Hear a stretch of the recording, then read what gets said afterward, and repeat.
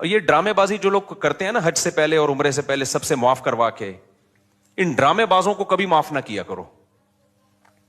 ایک صاحب نے مجھے میسج بھیجا، بڑا ستایا مجھے ایک زمانے میں نا، انہوں نے میسج جب حج کرنے جا رہے تھے، معاملات میں ستایا، لین دین میں. حج کرنے جا رہے تھے کہ بھائی کہا سنا سب معاف. میں نے کہا جاؤ، ہم نہیں کر رہے معاف.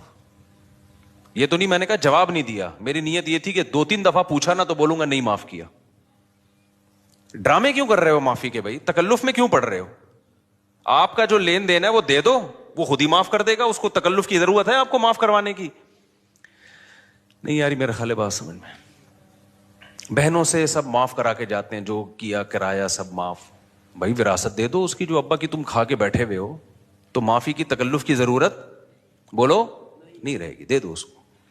آپ خوب سمجھ لو، اسلام آسان ہے لیکن لچکدار نہیں ہے.